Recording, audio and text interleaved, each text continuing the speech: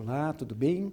Bom, primeiramente, aí eu gostaria de agradecer a esse convite, a essa oportunidade de participar, mesmo que à distância, né, desse tão importante aí, encontro, desse tão importante simpósio, que vai falar sobre questões aí de território, cidade, arquitetura, e um primeiro simpósio fundamental, muito importante. Então, fico muito feliz, muito honrado e espero aí colaborar um pouquinho com a discussão desses temas que são tão importantes, que são tão pertinentes. Agradeço também ao professor Ângelo, né, pelo convite, a professora Giane, e parabenizo todos vocês que estão aí participando, tá bom? E eu vou falar um pouquinho sobre um dos eixos, né, o eixo de infraestrutura urbana, com especial enfoque às questões aí da mobilidade urbana. Por que esse tema, né? Por um motivo assim, muito singelo, mas talvez que nos provoque muito em relação às possibilidades de integração que existem entre a academia e a gestão pública.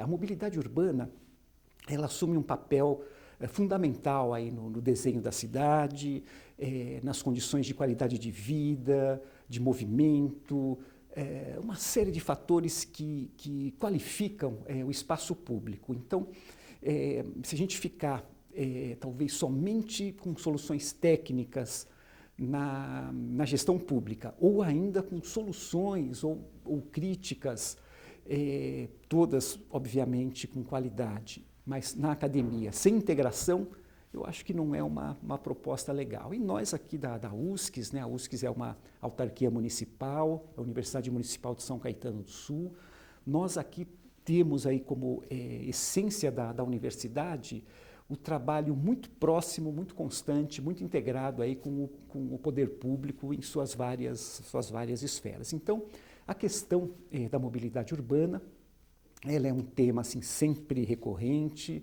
né, em especial aqui na região metropolitana de São Paulo, e mais especial ainda para nós aqui que estamos na sub-região sudeste da região metropolitana de São Paulo, que é conhecido aí como Grande ABC, tá bom? Então, vou primeiramente assim só abrindo duas questões aí importantes.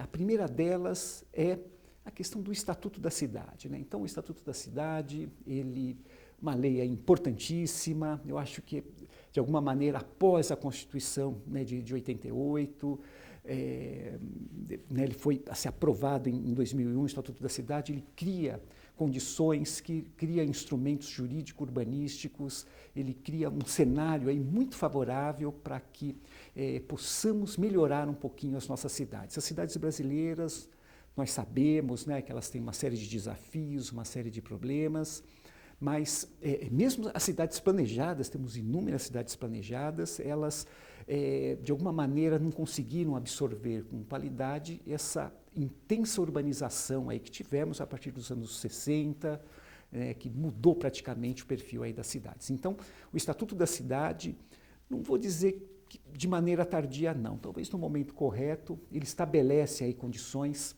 para que os gestores públicos, a academia, discuta, né, possibilidades melhor aí para produção de espaços de qualidade, saneamento, habitação e por aí vai.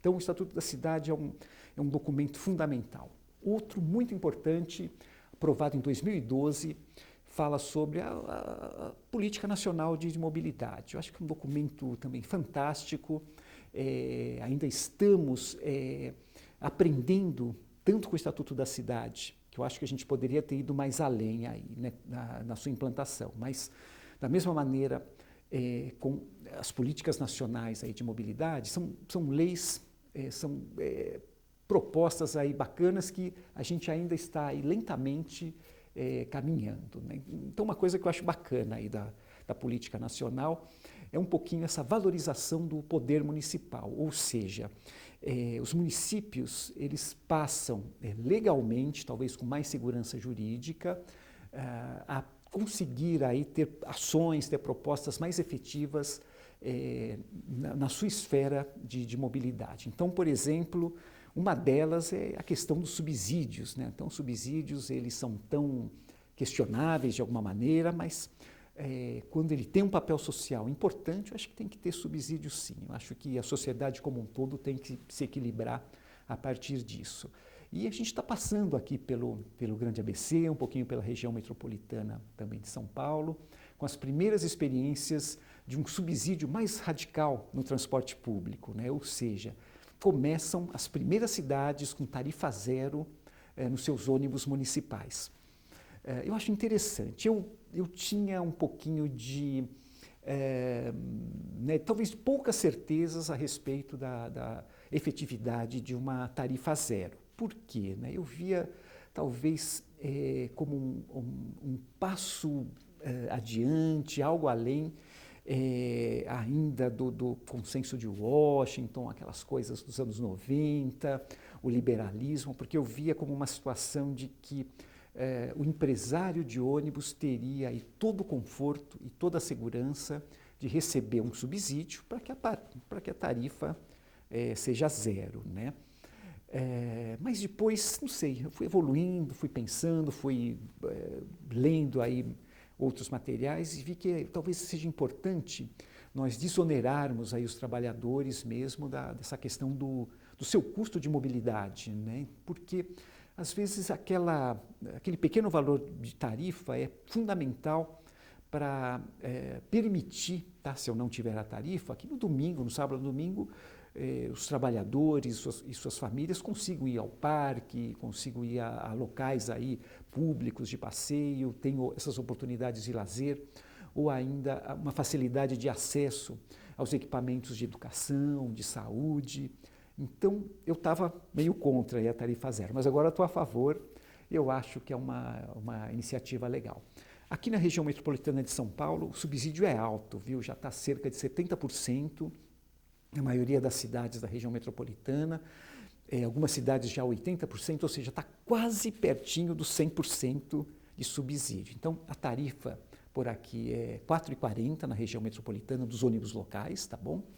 Mas ela poderia já estar sendo cobrada aí quase na faixa dos R$ 8, R$ 9 se não tivesse o subsídio. Então, eu imagino aí que seja um caminho interessante e talvez desafios aí para essa próxima década seja esse, compreender esse movimento que eu acho que ainda mais esse ano e ano que vem, que são anos políticos, né, de eleição municipal, talvez tenhamos aí uma expansão da tarifa zero, em especial aqui na região metropolitana.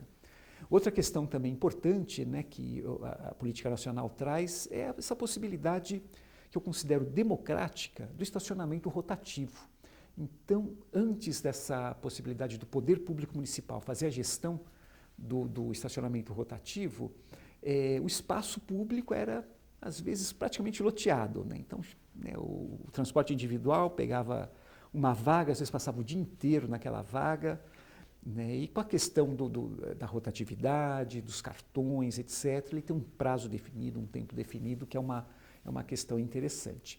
Imagino que logo entre também na discussão o pedágio urbano, né, em especial nas áreas centrais.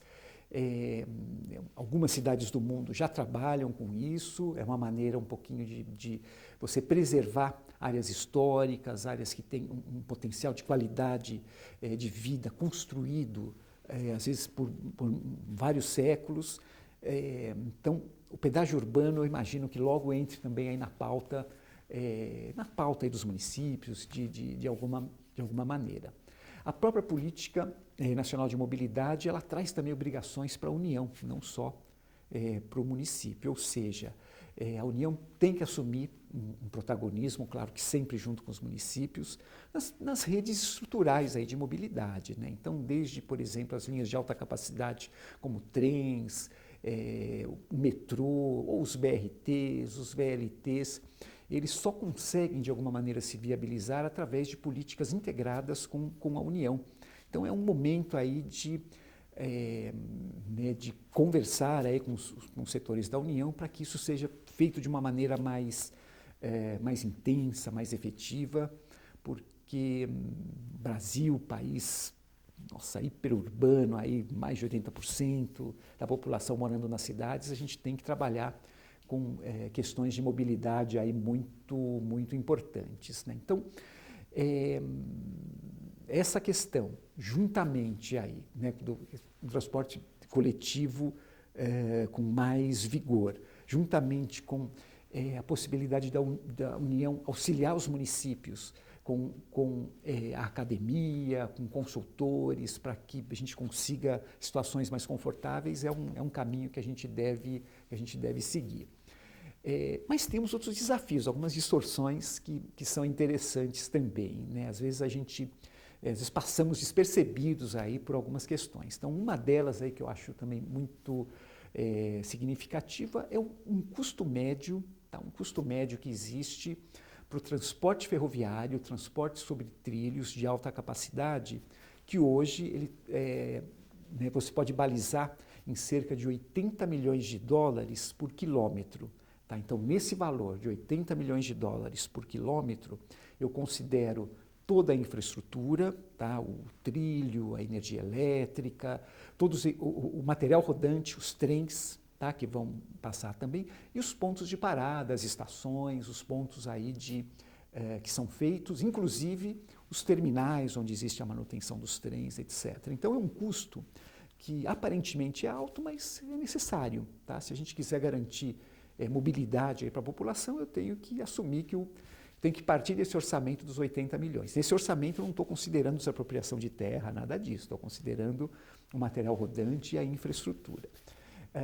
Outra questão também que me incomoda muito é uma coisa nossa, né, também do Brasil, que se por um lado eu tenho uma política nacional de mobilidade, que é importante, é fundamental, que ela coloca aí entre os seus parâmetros principais é a questão do transporte coletivo, o transporte público coletivo, o transporte individual, mas por bicicleta, né, de baixo impacto de carbono, a questão do pedestre. Então, se ela traz todo esse avanço, por outro lado, a gente olha uma coisa que é muito nossa, assim, muito do Brasil, que é o enorme subsídio que a gente ainda tem para o transporte individual. Né? Então, tive contato aí com um estudo, né, realizado a partir de dados do IPEA, que ele coloca que de 2000, tá, até 2021, a somatória de todo o subsídio que as montadoras tiveram, tá, durante esse período de 2000 a 2021, esse subsídio, na verdade, são essas isenções de impostos, são essas políticas para vender mais carro, etc., chegou a quase 12 bilhões de dólares.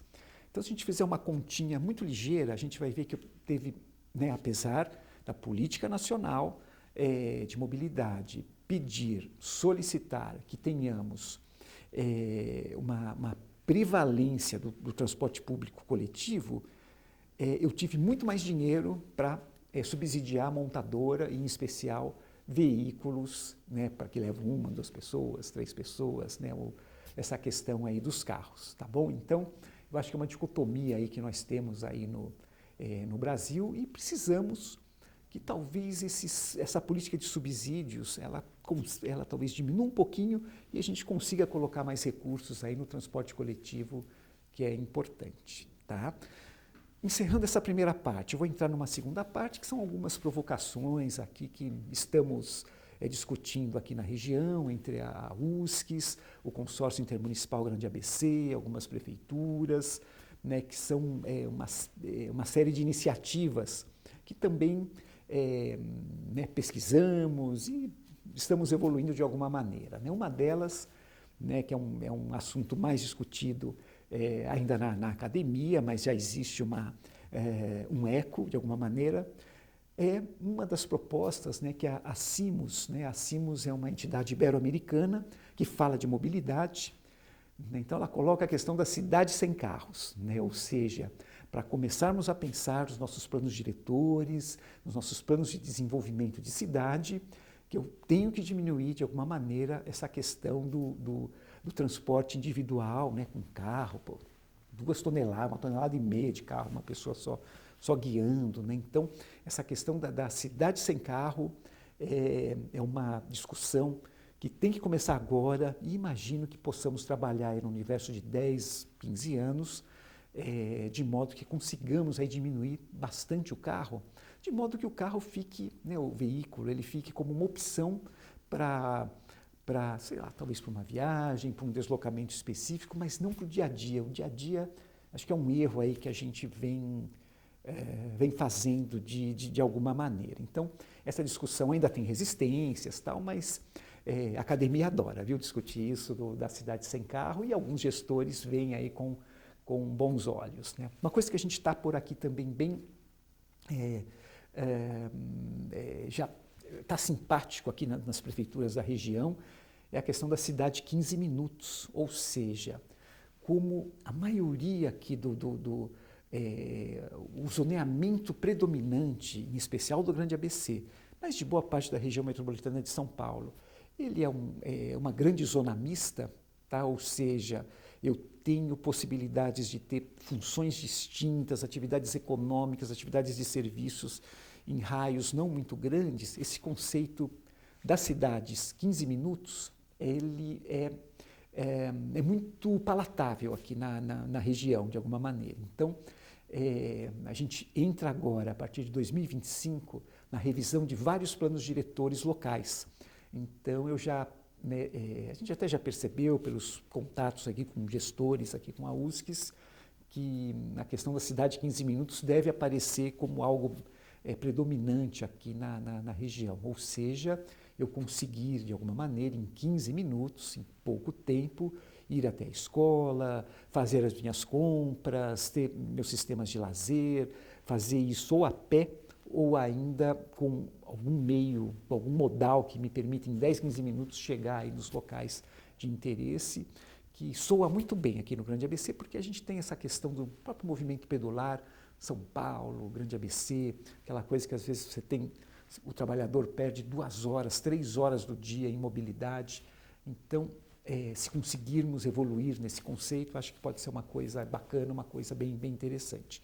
Outra pauta que estamos discutindo é o Conselho de Pedestres, tá? Não temos nenhum ainda, mas deveremos aí auxiliar aí na discussão para as próximas eleições municipais, aqui das prefeituras locais, a implantação efetiva de um Conselho de Pedestres, no qual ações de mobilidade, ações de intermobilidade, ações de espaços públicos passem por esses conselhos, assim, de uma maneira que a gente consiga efetivamente deixar o pedestre como protagonista principal, né, dessa questão de mobilidade.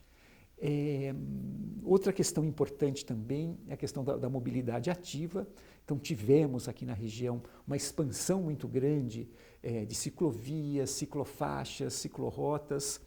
Essa expansão ainda ela é percebida aí a olho nu, mas a gente precisa ampliar um pouquinho mais, né? E nas discussões sempre, né, os exemplos aí que são colocados são exemplos do exterior, mas eu gosto muito aí de ouvir, de perceber o exemplo de Amsterdã, né? Então a gente tem um pouco aquela ideia, Amsterdã, né, as bicicletas para lá, para cá, tal. O que pouca gente sabe é que existe um código de mobilidade aí para essas bicicletas. Então, por exemplo, todas as bicicletas são identificadas, tá? Eu posso ter uma bicicleta não identificada, mas ela é irregular. Então ela tem que ter um númerozinho, ela tem que ter um controle, ela tem sentido de trânsito para ela andar. Não é como a gente anda por aqui, né? Vou para cá, vou para lá, na ciclofaixa, na ciclovia.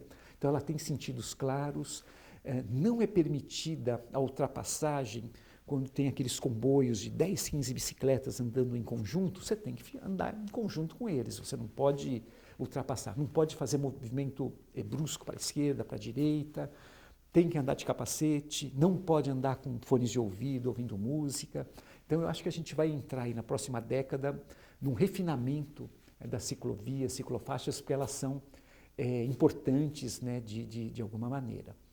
Outra questão, né, que a academia tem que estar junto, né, de alguma maneira, com o poder público, essa questão do compartilhamento de modais.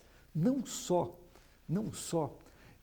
o compartilhamento de carros, né, que é uma coisa meio que já tem, né, uma coisa importante, mas também o compartilhamento de vários modais, né? Então, eu acho que é hora de voltar um pouquinho à questão do próprio patinete, a questão da bicicleta, a questão daquelas rodas que você vai caminhando. Então, isso eu acho que é importante ele estar de uma maneira mais vigorosa. A gente não conseguiu implantar na região nenhum serviço mais efetivo de compartilhamento, né? Mas é uma questão que sempre nos procuram aqui na USCIS, né? Sempre temos alguma demanda para desenvolver esse modelo, estudar um pouquinho sobre isso. Então, é uma questão que deve entrar. Uma coisa que ainda está incipiente, eu acho que aí é fundamental a academia estar junto aí com o poder público, talvez discutirmos aí nesse nosso encontro, é o MaaS, né, que é aquela Mobility as a Service, né, ou seja, a mobilidade como serviço, eu pensar a mobilidade como um serviço público, grandão, e para isso eu não vou escapar aí de ter um bom aplicativo. Então a gente viu alguns modelos, né, que estão em estudos que são interessantes. Então, via o aplicativo, eu consigo identificar a melhor maneira de ir do ponto A ao ponto B, pelas várias opções de modal, e a gente está discutindo ainda internamente a tarifa flexível, ou seja, eu posso sair da universidade, ir até um centro de compras, e de lá ir até a minha casa. Então, eu posso escolher os melhores horários que eu vou ter uma demanda maior de mobilidade, seja da bicicleta compartilhada, seja do trem, ou seja do ônibus, e no momento que eu tenho uma disponibilidade maior, o preço é menor.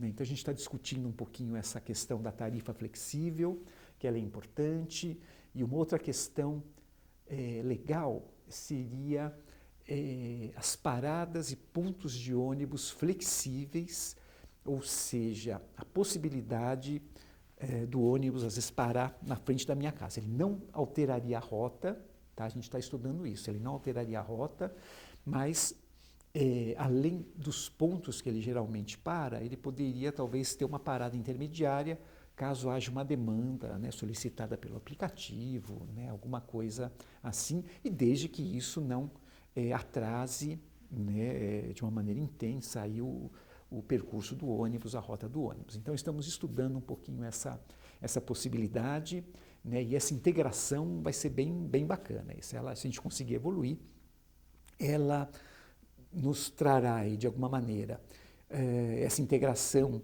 né, do carro, o ônibus, entra táxi, entra Uber, entra uma série aí de possibilidades, né, que pode ficar aí um modelo interessante, e você paga uma vez só, né, uma única vez aí no seu aplicativo, pode pagar no cartão, aquela coisa toda. A gente está ainda em fases de discussão dessa questão. A questão um pouquinho da proteção das áreas centrais, das zonas centrais. É uma discussão também importante, mas ela ainda não teve muito eco na região, ou seja, em São Paulo, tá, essa discussão está um pouquinho mais evoluída pela própria questão do centro histórico, mas é de São Paulo, né, que ele é mais vigoroso, mas os centros históricos, em especial dos municípios do Grande ABC, que tiveram todo um desenvolvimento a partir de eixos estruturadores, como a própria via férrea, os grandes terrenos, a indústria, a expansão industrial. Então, os nossos centros ainda estão um pouquinho articulados com essa questão desse passado industrial. Eu falo passado industrial, mas dentro da arrecadação dos municípios, em especial do Grande ABC, o papel da indústria ainda tem um peso muito grande. Não é mais o predominante, mas ele ainda ajuda a movimentar de alguma maneira. E então, essa questão de ter um olhar aí mais segregado para as zonas centrais, etc., é uma discussão mais interna nossa aqui, academia, né? E por fim, as duas últimas questões, né, que elas de alguma maneira são bem vistas e eu ainda não estou totalmente convencido, é o velho e bom, aquele park and ride, né? Ou seja, falando de uma maneira muito simples, né, eu ter um estacionamento para veículos, né, individuais, ao lado de possibilidades de integração de mobilidade, seja com metrô, com trem e com essas questões disso daí. Então, essa pauta, os governantes veem com bons olhos aqui na região, então ainda estamos discutindo, a academia ainda não está plenamente convencida dessa possibilidade, né? Bom, e por fim, né, concluindo, após esse panorama, né, que espero que auxilia as discussões aí nesse simpósio, né, tão importante, por fim, a questão que talvez, para mim, é a que mais me toca, a que mais me motiva, que é aproveitar essa oportunidade que temos de melhorar as condições de mobilidade urbana nas cidades e melhorar o desenho dessas próprias cidades. No momento que a gente conseguir trazer, por exemplo, a situação do passeio público, da calçada, como mais um modal, ou seja, eu garantir que eu vou ter calçada acessível, calçada padronizada, calçada permeável, se eu conseguir ter essa situação de conforto, de linearidade de alguma maneira, eu acho que podemos evoluir muito como qualidade de espaço público, tá bom?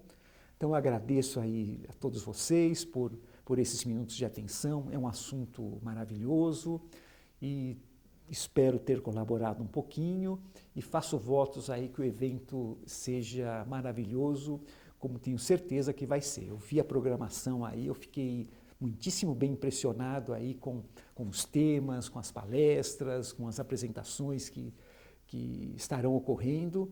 Então eu só posso desejar aí meu muito obrigado e desejar também mais uma vez do fundo do meu coração que esse evento seja o primeiro de muitos, tá? E nós da USCS estaremos aqui também à disposição para conversarmos, para debatermos um pouquinho essas questões. Então, muito obrigado.